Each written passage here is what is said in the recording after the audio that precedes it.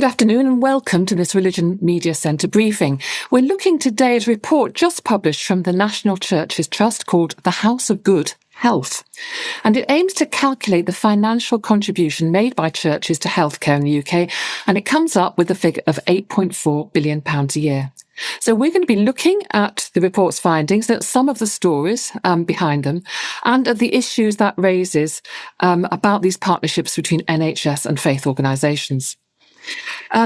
In his report for the government last month, Lord Darzi said the NHS was broken.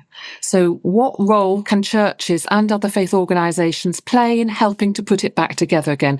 What do they need in return? We've got a great panel here, and to save time, I'll introduce them as we go along rather than all at one go. Panel, welcome and thank you so much for being here. I'm going to come to you individually for brief comments and then open up for a conversation, because I'm sure you're all going to want to respond to one another. And anyone else on the call who wishes to contribute, do indicate in the chat box that you'd like to. Raise a hand. Don't feel you need to be on the formal panel to contribute. We will welcome questions and comments from you all. The National Churches Trust is one of a number of grant-making charities which distributes money to churches to help them to carry out essential repairs and in some cases to remain open. There are 38,500 churches in the UK and none of them are guaranteed their funding, and more than 3,500 have closed in the last 10 years. Many of those have closed in disadvantaged areas where the impact on the health and well-being of those communities is devastating. So I'm going to begin this briefing by talking to Sir Philip Rutnam, who's chair of the NCT.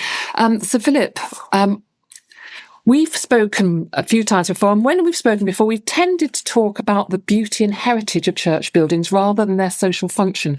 So tell me a little bit about why you commissioned this report and what the remit was. Thanks very much for inviting me to come along today. It's a great panel, as you say. At the National Churches Trust, we believe that our church buildings are vital to society, not just because of the heritage, not just because of the beauty of the buildings and what they contain, the meaning they contain as objects, if you like, but also because of their vital role in the social infrastructure of the country, the fact that they're at the centre of tens of thousands of communities and that they provide services and they have a reach that lots of other institutions do not provide. So what we've done in this report is bring together in one place an analysis using the best, the latest economic and social analytical techniques of what value those services, the services that bear on people's health, has to society, and in particular, the value that they have by way of reducing pressure on the National Health Service. Come to this figure of £8.4 billion a year, which is equivalent to about 4% of total national health spending. You give a number of nurses it's equivalent to as well. Is it 38,000 or something? No, I think it's 230,000. Right. 230,000 nurses. You could use any number of metrics. Importantly, this is about the scale of the benefit in terms of reducing pressure on the NHS. We did another report called The House of Good. I just want to mention this, A House of Good 3 years ago, which looked at the total effect of what happens in church buildings across sort of social action, volunteering and so on individuals, the benefit to individuals. And that came to a figure of 55 billion a year. This is additional to that. This is measuring the reduction in pressure on the health service. And you looked at four areas in particular. Can you just tell me what those were? Yeah, we looked at four areas. There are other areas we could have looked at, but we weren't able to because the data just wasn't around, it wasn't available. But so it's just four areas that come to that figure of 8.4 billion a year. And the four were food banks, drug and alcohol addiction support, mental health support groups, and youth groups. So there are other things like warm spaces, for example, not included, reductions in loneliness, those effects not included. But those four services come to over 8 billion a year. So this is a very broad definition of health that you are working with here. And I wonder if you could just tell me about that, because there's something called Wellbe, and that might alarm some of our Church of England audience, but there's something that you call Wellbe. Tell us what that is and what definitions you're working with. This is all to do with the way in which the statisticians and economists who worked on this study came to the figure of 8.4 billion a year. And it starts with the Office of National Statistics, which is actually a world leader in measuring well-being. Not just, we're familiar with measures of gross domestic product, the sort of data that gets reported, every few months on the news, how much the economy is growing. Gross domestic product includes all sorts of things that aren't social goods, like prostitution, sex work, or other sorts of things. It doesn't include actually many of the most fundamental aspects of life which go up to make people's well-being. The ONS, however, does measure well-being, and it does that through an understanding society study. And there's a technique linked to that, which is called, it's a coincidence, they're called WellBiz, well-being years, well-being adjusted life year. And that's essentially trying to assess the value to individuals of having a year in which they have a high well-being, high life satisfaction, compared to a year in which they have low life satisfaction. That's what a well-being year is. And that's what happened in this report is we've used our economists and statisticians have used the data on well-being years and have used the Department of Health's approach to understanding how well-being actually influences the drivers of health. The extent to which people, if they suffer poor well-being, that then creates more demand on health services.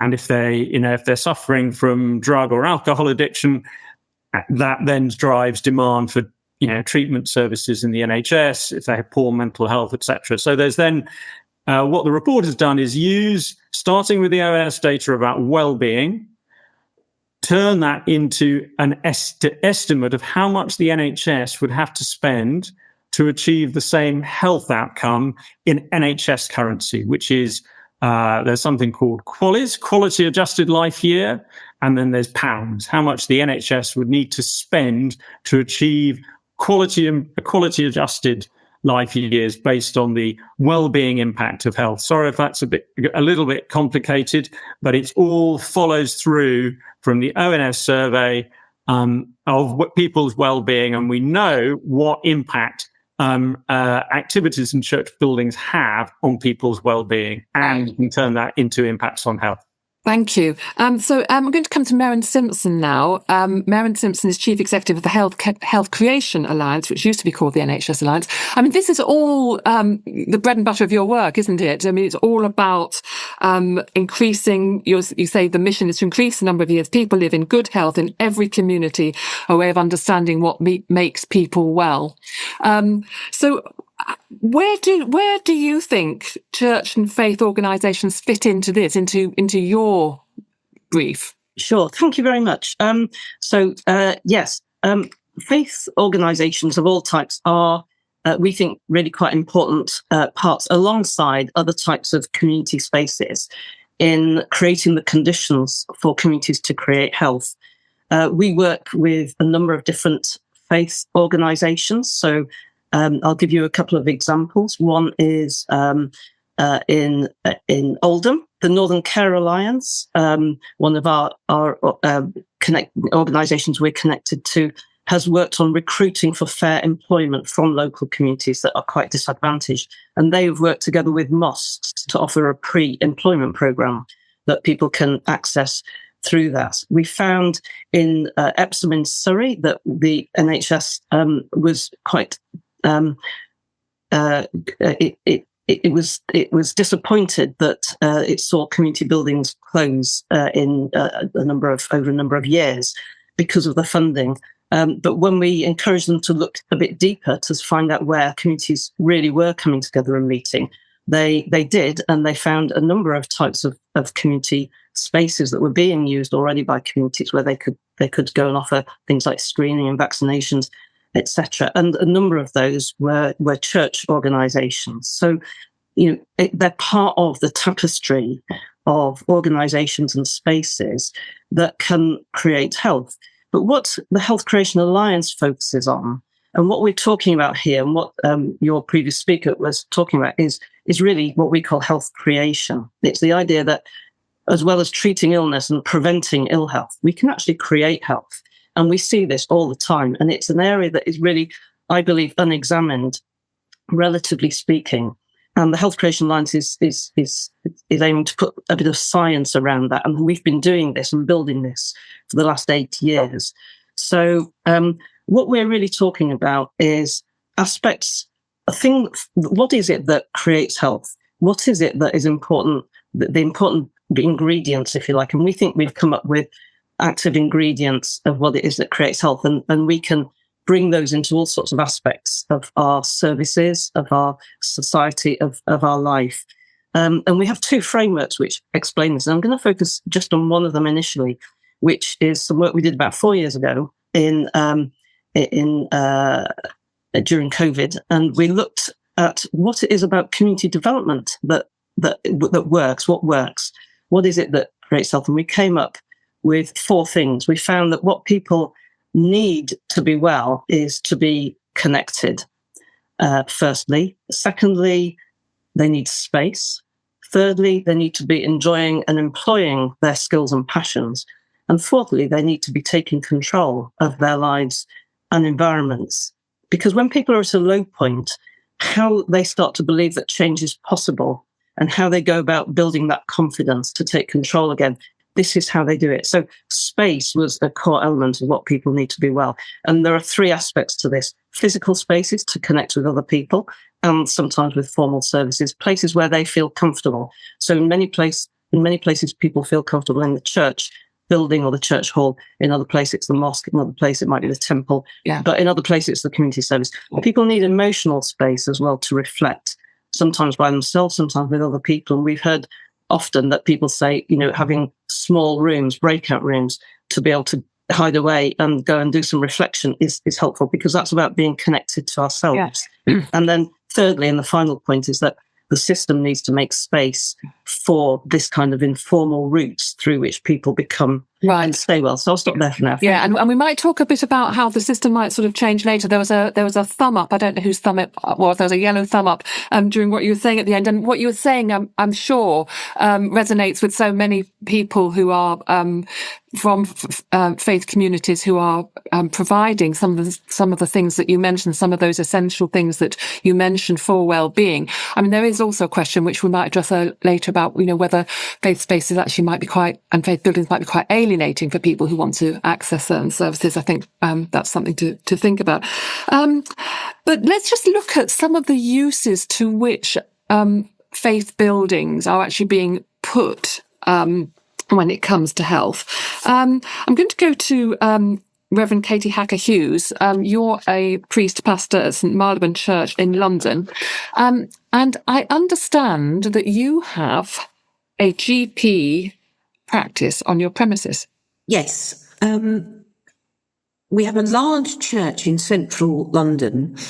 And in the 80s, the rector had a vision of clearing out 850 coffins in the crypt to turn what was a place of the end of life into a place that nurtured life. So that vision has continued at Marylebone. We have now in this area, the crypt, a GP surgery, NHS GP surgery, which serves 11,000 patients. It includes holistic and integrative medicine. Obviously, it assists us to maintain our church building with the income. We also, as part of this original vision from the 1980s, the rector set up the Marylebone HCC, which provides...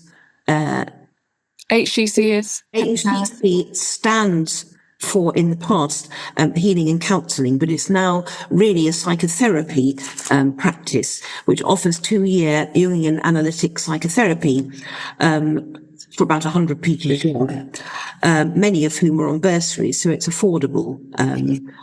And we also do assessment of ordinands and work with religious communities. Okay, can I just go? I just want to concentrate on the GP thing for the moment, because you said it's an income generator for you because they rent the space off you. I mean, what is the relationship between the church and the GP's practice? We're on the same site. I would say a lot of people from the GP surgery do actually access some of our spiritual services as well. I mean, we have a regular round of prayers for healing and wholeness, regular services each week and month. And a number of patients will come. They'll come to the surgery. They'll come to one of our drop-in groups, possibly a mental health drop-in group. They'll come to a service. They'll have prayer. Will there be a notice board in the GP surgery saying go upstairs for prayer? No, but as they come into the church, they can see where the services happen. And do you find, sorry to be moving this along, but I'm just really interested in, do you find that people say, ooh, be told to register my local GP and the only one I can find is in a church? I mean, is there some surprise about that? Is there any likelihood that people decide, well, I'm not going to register there because of where it is? I mean, have you had any feedback like that? No, I personally haven't. I don't know whether that is the case or not, but it feels very integrated. It feels like the doors are always open to this church. People can come in any time. It's an open space. It's a safe space. So people will come to their GP. They'll come for other things. We have art exhibitions. We have dementia concerts. We have drop-in groups, all sorts of things going on. So it's not just a kind of one stop. It's a multi-stop place that you can come in, you go to the GP, you go to a service, you might look at the art exhibition, you might go and sit upstairs and listen to a concert, all of which are healthful things. It would be amazing, wouldn't it, to get somebody to do a study on the sort of financial health benefits of that and so on. I'm going to have to move on, Katie, I'm sorry. But I'd like to go to Steve Fooch, who's chair of something called Parish Nursing Ministries UK. That sounds very cool, the midwifery. Oh, very, very much so, Rosie. Thank you. Just tell me, do you have nurses in actual churches? How does it work? That's exactly it. Parish nursing it's actually a new iteration of a very old idea that probably goes back in the Christian churches as far as the 1st century. But the modern iteration of that, which we call parish nursing, is a nurse based out of a church working as part of the church pastoral team, who is providing healthcare of different kinds in different settings. And we have something like 86 parish nurses working in different churches across the UK at the moment. And if you were to ask me what does a typical parish nursing project look like, I would have to say they're all completely unique, because they're very much built around the professional expertise of the nurse, the church's own dynamic, and the community. And it will take on all sorts of different shapes. Very often it will be something happening within the church where the nurse is meeting with people. So it might be a warm spaces group, or a lunch club for the elderly, or a parent and toddler group, or some other kind of activity where the parish nurse will come in and be able to offer health advice, screening work. The parish nurse isn't sent there by the NHS as part of that. They're either a volunteer or they're employed by the church to do health work within the church. So it's not an NHS project. It is something that is linked to what the NHS is doing in the wider area, because it will often be, there are limits to what the nurses can do within that setting, but they work within their professional scope of practice. They will refer on to other bodies where that is necessary, so they can become a point of. What will they do if I go into church with one? I mean, they'll take my blood pressure. They might, weigh me. What else might they do? They do exercise classes, and they will sometimes go into care homes to do that kind of thing. They will be offering advice, which, again, if it's within their particular professional skill set, they'll be offering advice to mothers with small children. They won't be prescribing, will they? They won't be prescribing, but they will be referring on if prescription is needed. might they actually do some sort of assessment? I mean, they might say you really need to get down to your doctor fast. Yeah. The person who comes to them has to be very clear about their role, don't they? Otherwise, there could be all sorts of things. Well, the nurse told me this, and the nurse told me that. And yeah, I mean, I think, again, these are nurses working professionally within their scope of practice, and they will do the assessments that are necessary within that practice. If people are expecting to do things that are outside of that, they will explain that situation and refer them on it as appropriate. Thank you. And how many did you say there were? So we currently have about 86 parish nurses, and we have contact with about 91 churches. So some of those churches have current projects, but others are looking at setting one up at the moment. Okay, thank you. Now, have we got Dr. Daya Singh here, or somebody from the Nishkam Centre in Birmingham? I think we have, haven't we? You've got me, Amrik Singh Yubi. Hello, Amrik Singh. So you're not a GP, but Dr. Daya Singh is a GP. He's not with us. He's probably got other things to do. But he offers his services at the Nishkam Centre, which is a Sikh faith-based organisation, and offers, I think, some sort of social prescribing within that. How does his role at the centre complement or reproduce his role as a GP? I think what you've just said there, Rosie, is very important. That word complement is really, really important. And going back to what Sir Philip was saying about reducing pressure on the NHS, it's not just reducing, it's complementing, it's broadening access to services, it's making those services more culturally nuanced and available to other people. The way that our practice works, and I think what you said earlier, Rosie, about alienating some people or people feeling alienated going into place of worship is a really, really important point, because one of the fears, and this is why some health authorities and or local authorities have concerns and reservations about working with faith groups, is this about conversion? Is this only going to work for one faith community, or is it accessible to everybody? So all those barriers have to be overcome as to how you nuance that service and how you dovetail it into mainstream health and well-being. The way our services work here, and for that very reason of alienation, we created independent charities and independent infrastructure. So when you talk about the Nishkam Centre is the hub that sits next to the Sikh place of worship, the Gurdwara. But then we also have a Nishkam Health Trust, which is basically a pharmacy. And through that pharmacy, we will engage with people in different ways and offer them different services. I think what's important to remember, and what I'm hearing from colleagues on all the speakers so far, it's not just about treating an ailment. It's about looking at the person holistically and providing wraparound service. So when somebody walks in with a bad hand or goes into our pharmacy with something, they'll get what they want. They'll get their referral. But if they come into one of those other services or get a referral into other parts of the organization, let me give you one example. One of the projects that Dr. Daya Singh's currently just writing up and evaluating for us is something called the Start of Life Project. So we worked with our ICS and our ICB locally and got some funding for that to do a Start of Life project. Sorry, tell me what the ICS is.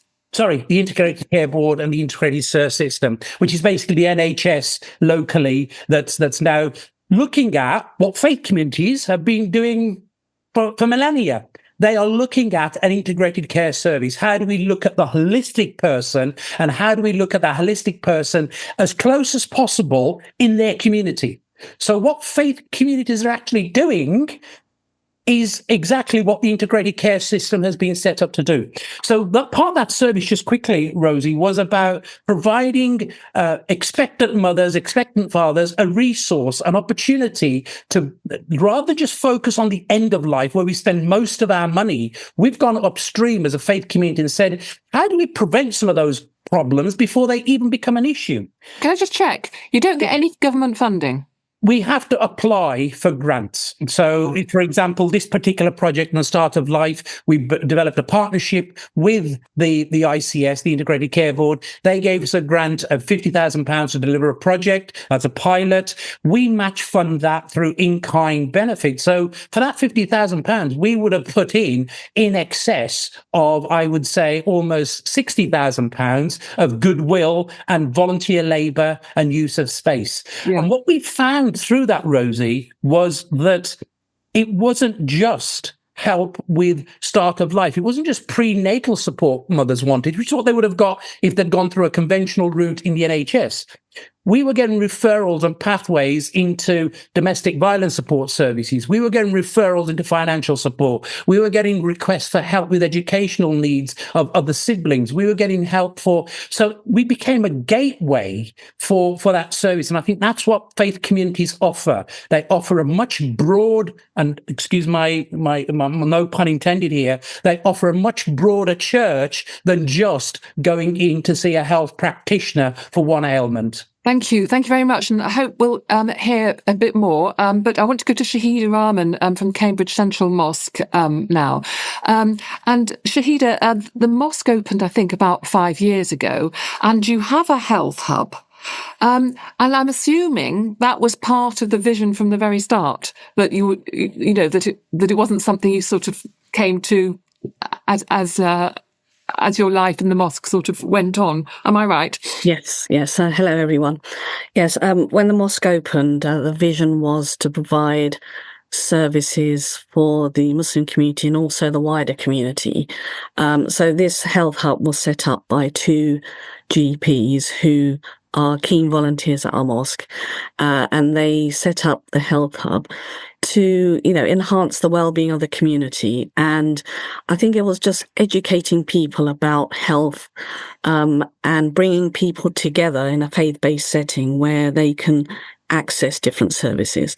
So, what the health hub does, it's works in partnership with national organisations, local health care providers, and they offer a variety of events. So with past events, we've had, for instance, Learn to Save a Life, Restart a Heart, diabetes management, and also health events for women. In particular, we're talking about the menopause and also breast cancer. And these sort of subjects that wouldn't normally have been talked about in mosques in previous settings.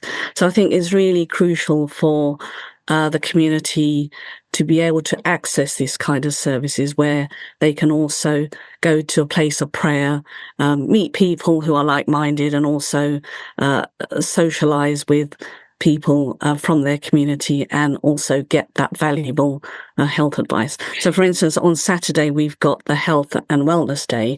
We've got locals from different organisations coming together to provide health services. And we had one last year, and it was very, very popular. And I think it's really important for us to deliver those services. So we're working in collaboration with Cambridge City Council, Macmillan Cancer Support, the Cambridge South Care Partnership, and the Cambridge and Peterborough Integrated Care System. And they are also coming in to be able to speak to those members of our community who wouldn't normally want to access those services. Now, obviously an invaluable resource for members of your community. What about members who aren't part of your community? I mean, are they at all likely to access what you offer, or is it? Yes, they are, because what's happened is the information has gone out to local surgeries. They've texted people who've got health issues, not just the Muslim community, the wider community. I should also mention 3 years ago, we had a walk-in COVID vaccine clinic. And that was really important for us to do that at that time, because what we found was members of the Muslim community weren't accessing, weren't taking up the vaccines. And that was really popular. We had a lot of people from all faiths to come in. They could look around the mosque and also take the COVID vaccine. So that was something that we decided to, we needed to do that. And at that time, I think it was ethnic minority communities that were being affected by COVID, based on the statistics.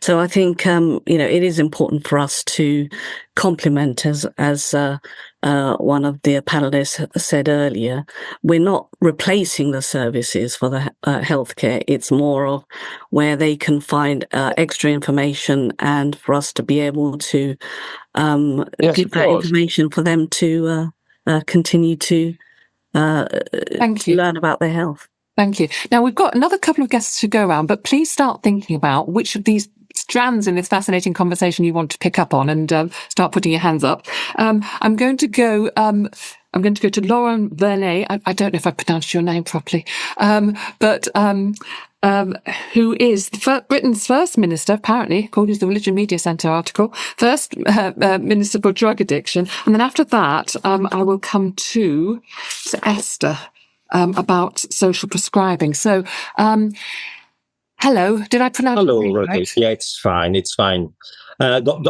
it's no problem. And don't believe. Now I'm just going to, you actually you're Methodist, and you closed a church. Yeah. But then gave the money to put into a church building where you run a service for drug and alcohol, people with drug and alcohol problems. Tell me a little bit about the what you did building wise, first of all, since that's where we started this conversation. So I'm a presbyter from the Methodist Church, and I don't know if I'm the first recovery minister. I doubt it, and please don't believe what the media say always. So we had, I was asked to lead a tiny congregation in a massive church, which was the size of a cathedral, and it was leaking from everywhere, and you had rats and everything. So completely horrible place. We succeeded to sell the building on the day of COVID kicking, so the lockdown, the first day, the day before the first day of lockdown. We succeeded to sell the building, and the congregation say, use that money to help people in recovery. So we have used this money. We have invested in another building, which is in town center, and God has been very good. And we had access to the building I am in, and we had it about a month ago. So it's very, very new, which used to be a church, has been transformed in offices. And now we're going to reclaim it as a church. And just tell me a little bit about how you work with the NHS, with other health bodies in your work. The relationship with the NHS are quite a difficult one. So I'm based in Glasgow, so it's an NHS in Strathclyde. It's a massive NHS trust. I do believe it's the largest one in Europe. And it is difficult. I'll just give you an example. We have small group, closed small groups. So it's not open to the public. It's you're coming on with referral to this group of people helping each other who are with addiction. We tend to relapse on a regular basis, and the NHS give up on these people, or the whole institution give up on these people, just waiting for them to die, roughly. But we have this little group where they can help each other. So it's all based on trust and faith. It is coming from a lot of different type of faith, including no faith. But the NHS have been contacting us and try and ask if they could bring people. And we became in very much a risk to become the dumping ground for the NHS of all the people that did not want to deal with. So we had to react to it and say, I'm sorry, we're not equipped to do what you are, what your mission is. What we can do is very limited. So it's kind of a difficult conversation with the NHS. We want to take everything we have without supporting us whatsoever. Well, it's a really, really interesting thing that you have raised there, because I mean, there is this conversation about how faith and community partnerships can work with the government in preventative health work, and we think West Streeting might be sort of talking about this in the new year and so on. And yet, you know, how do we make sure that they are really equipped to do what they're being asked to do and aren't just being used as either as a money saver or worse? Before we come back to that, and I would really like to know, I mean, Maren, you might want to come back on that. Esther Platt from the Good Faith Partnership. I just want to raise this issue of social prescribing. The idea that doctors say, well, you know, go to that gym club, go to that service, I don't know what they prescribe. Go for the walk in the local park is the one I know. Go for the walk in the local park. I'm just wondering, you've been doing some work on the scale and the scope of faith group involvement in that. So do they prescribe? Do they take the prescription and the patient, as it were, and say, I'll take you on this walk?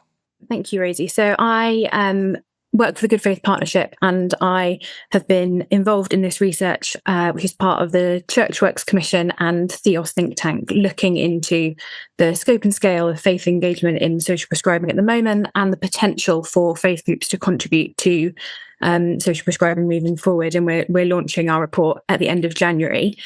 What we have found coheres with a lot of what has been shared in this conversation already, that faith communities are offering a wide range of activities which are fit within those that have been clinically proven to show that they have a positive impact on people's well-being. So that might be things like a running club or a walking group. It might be a coffee morning. It might be a warm welcome space. But these are activities that are being facilitated and resourced by faith groups, which social prescribing link workers, who are often based in GP surgeries, can prescribe and refer people to. But we also recognise that within this narrative that's coming out of government at the moment around the value of preventative healthcare and having neighbourhood level community support in order to prevent people's need to access primary care and then secondary care in hospitals, that actually faith groups can play this really important role of being a presence in a community where people can drop into a warm welcome space or a coffee morning or other activities that are happening there, and can be part of a community that can offer them support, but also where they can access, as was shared earlier, where they can access the kind of holistic care and support that they might need, whether that's someone for them to just be listened to hear about their experience in life at that point, or whether that's debt advice or food banks or support for care with their children, that faith groups can play this kind of neighbourhood level preventative. I mean, I know social prescribing is quite a movement. How much checking does the GP have to do with the provider? I mean, I'm thinking about, well, health and safety, safeguarding. I mean, that's one question. And the other one is, I suppose, this thing we've sort of touched on about people not being comfortable about going to things provided by a faith group. I mean, how do you know that you're going to go on a walk around the park and not be preached to? Yeah, these are both questions that have been raised within our research. I think the key answer to both of those is the value of relationship, that in order for social prescribing to work well, whether that's with faith groups or in another context, the social prescribing link worker needs to go to those activities, needs to have a relationship with the faith group who are delivering them, and have that trust and understanding of what that activity looks like, who's running it, what it looks like to be involved. The majority of faith groups have safeguarding processes in place, but they're one of the things that one of our recommendations is that we would we would encourage there to be more support from link workers to ensure that safeguarding and those kind of important policies and procedures are in place. This is also kind of at the heart of social prescribing, is the kind of concept of personalised care and the question of like, what matters to me. And so if social prescribing link workers are kind of doing these referrals, then it's their job to be asking questions of the patients as to what they want to engage with. And at no point should a patient be kind of forced into attending a faith group if they express a desire to do that, or they're happy to go along. That's great. But very, very briefly, what do we know about the success of social prescribing? That is a good question, and there is limited evidence at the moment in terms of the impact of social prescribing. What we do know is that the activities that people are socially prescribed to often are activities that are proven to be good for our well-being. So being outside, exercise, being with other people, and very much fit into those kind of core concepts that Miriam was talking about earlier around health and well-being, and things that promote our broader health and well-being. Right. Now, everybody, put your hands up. This is such an interesting discussion. I'm really enjoying it, I have to say. Now, Eddie's got his hand up. Eddie is from the National Churches Trust.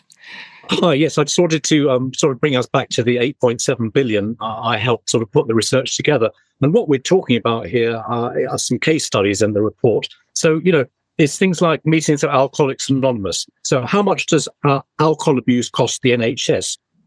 Huge amounts of money. We're talking about youth groups, getting young people away from mobile phones and being fit. How much does obesity cost the NHS? We're talking about food banks. How much does not having a good meal on every day or every week affect people's health now and in the future? These are huge costs to the NHS, which the services that are either run directly by churches or are activities that are hosted by church buildings help to prevent happening further down the track. So, 8.7 is the saving to the NHS, or not the saving, but, the costs that are relieved to the NHS now. But looking further ahead, churches are preventing more ill health than the 8.7 billion. So what's the NCT saying to the government in the light of this report? That might be one over to Sir Philip to answer. I just wanted to talk about the health issue. Our purpose in our report was, first of all, to raise the profile of this as a really, really big strategic issue for the country. We all know that we have a massive crisis in the country's health, not just in the sense of the pressure on health services, but the underlying state of health of people. Lifespans are declining now in a way that they haven't for decades. And all these problems are most acute in deprived communities. We're not going to be able to solve those problems just by looking to hospitals and GPs. We need the right kind of partnership between civil society, voluntary organisations, including churches, other faith organisations, and public authorities. Beveridge was talking about that 80 years ago. And frankly, that partnership is, I think, not in a great place now. I don't see a great reaching out by health institutions, by the Department for Health, by the NHS, reaching out, trying to develop this partnership. What we're saying in terms of action is, first of all, that the government, the NHS, should expect every health trust, every health organisation to develop an active partnership with faith organisations in their area, to reach out, not to wait to be called, but to reach out. That could include making more use of church buildings. It certainly needs to mean a meaningful relationship with faith organisations. The second thing is there is some quite practical, hard-edged help government could provide. In this country, unlike most of Europe, all our faith organisations, the buildings that faith organisations are in, depend entirely on local people for financing and for being run. That's a great voluntary system. It brings out loads and loads of energy, but it means that actually we also, when buildings face major structural challenges, when they need major repairs, local people have to find the money. There's some very practical things government could do about that. There is one support they provide at the moment, which is a refund of VAT on listed places of worship. They need to extend that. They could preferably extend it to cover unlisted buildings as well. Okay. So we have an agenda. We set it out actually at the back end of our report, and we published a manifesto a few months ago called Every Church Counts, which covers this area as well as some others. Thank you. I'm going to come to Merrin, and then I'm coming to Mike Waldridge, who's got a question, and then to Amric, and then we'll see where we are. So fairly briefly, if you would, speakers. Merrin. I love this report, and it is a big strategic issue. To me, it's all about the intersections between different faiths, the intersections between different sectors, and the intersection between communities and services. So the Health Creation Alliance has defined what it is about the relationships that need to happen at that intersection, right? That creates health and well-being in communities, but also within, to create a healthy system, in effect. So it's about the people who live in the place and the people who work in the place working together. I do take the point about the NHS, yes, sometimes not being sort of an active partner in those relationships, and they are, I would say, coming late to this part. Yeah, and how do you build that relationship, which means that Lauren, with his drug and alcohol recovery service, doesn't feel that the NHS are basically, taking the, Michael or whatever, that they're not, they're just sort of using him and not really engaging in relationship. It is difficult, but it's about having the open conversation about reciprocity at the start. What's the give-get here? What is the NHS getting, and what are they bringing to this? And it's about playing to strengths.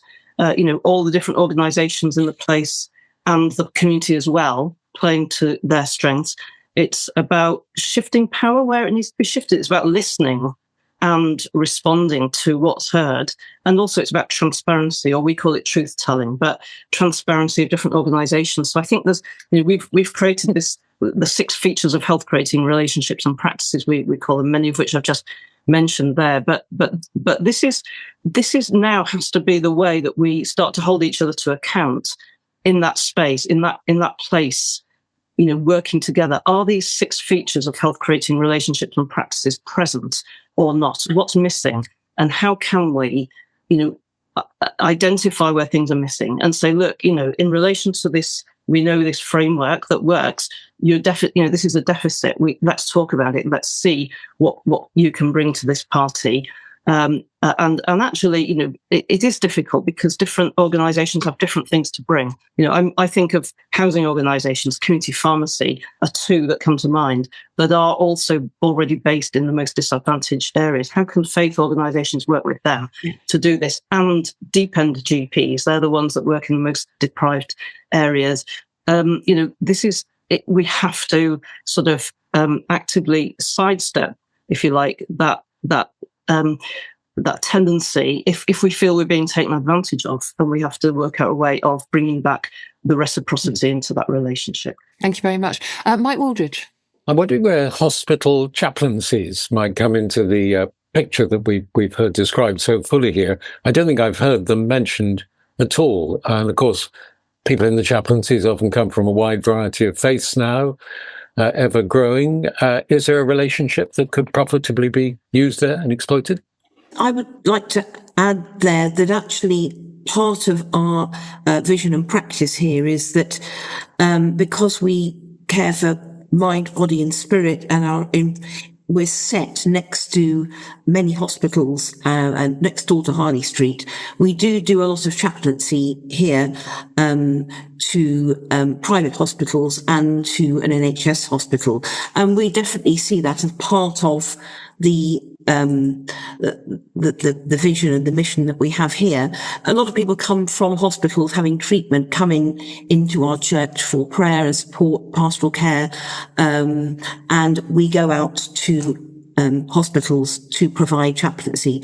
And I think that I've been a hospice chaplain in the past. I think chaplaincy is much underrated in hospitals. I think it's one of the areas that's been cut, and I think it provides a great deal. Could I just say one other thing that I was going to say, Rosie? That I think what we haven't mentioned are the health benefits of beauty, meaning, silence, spirituality, meditation, and prayer.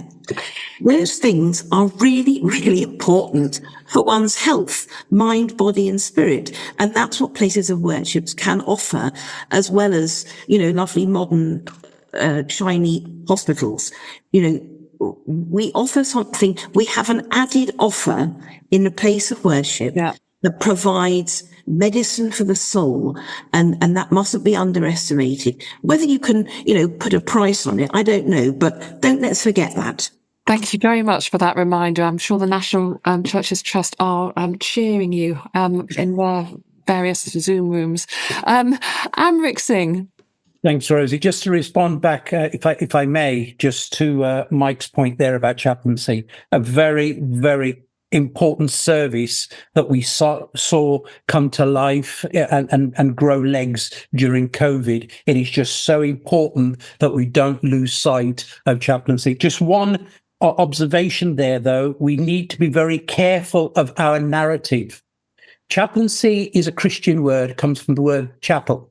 It doesn't mean anything to anybody else outside the Christian fraternity. So when we've tried to recruit people from Muslim backgrounds or from other faith traditions, especially sub-Saharan faith communities, it's been very difficult trying to get them to sign up to a chaplaincy role until you break it down and say, actually, what does it involve? It involves being humble, humility, compassion, being there, a listening ear. I think that's very important just to remember. The other thing I would like to bring to the fore is some of the lessons we learned during COVID. Let's not forget them. COVID shut down many, if not all, places of worship until we canvass the Prime Minister, the Faith Minister, the Vaccination Minister, and the Health Minister say, these are hubs, these are sanctuaries, these are places of refuge, these are trusted anchor organizations that people will come to and flock to and be part of, to be involved. And as we heard earlier, they became vaccination centres. The very first vaccination centre was a masjid here in Birmingham that we were very proud to support to make a vaccination centre. I think it's important to remember faith does not live within the confines of the four walls of the church or the place of worship. It's how do we take our faith out of the faith places as well. So it goes beyond your alienation point earlier, Rosie. We are not just about practicing faith within the four walls of our Gurdwara, masjid, temple, synagogue, church, mandir. It's about how we live those values. So, for example, I am very proud to say I sit on non-executive boards of hospitals, non-executive boards of the Birmingham Children's Trust. Why? Because those values then are part of what we do everyday life. Our values are not alien to the Nolan principles. Our values are not alien to what the NHS is trying to achieve. And if we can facilitate some of that engagement, some of that dialogue, and prevent some of those problems before they become policy, it's a better way of working. Thank you, Rosie. Thanks. Just a very brief word from Esther. We are 2 minutes away from the end. Thank you. I just wanted to briefly mention that point around chaplaincy, that I think that listening ear and that having someone that can be present with people who need that is so important in hospitals, but also what the kind of agenda is within Department of Health at the moment is moving people out of hospitals, or hopefully not even getting to hospitals. And so I think what's potentially just as important, maybe even more important than having those chaplains available in hospitals or those kind of professional listeners or whatever you want to call that role, having them available in GP surgeries and in places in the community is also vitally important to give people that space to be listened to before their problems escalate to where they need that secondary care in a hospital. Thank you. Thank you ever so much, everybody, for that. I started this discussion by saying to Sir Philip that we normally talk about heritage and beauty and not health. But as Kate has just pointed out, the buildings contribute to health, but also the heritage of the faith communities is in the health work as well as in their buildings. And I think this has been a really great discussion for reflecting that. So I want to thank you all for taking part and hope this is the start of another discussion. Maybe when Wes Streeting tells us what he's up to in January, we'll all come back and respond to it. Thank you so much. Bye.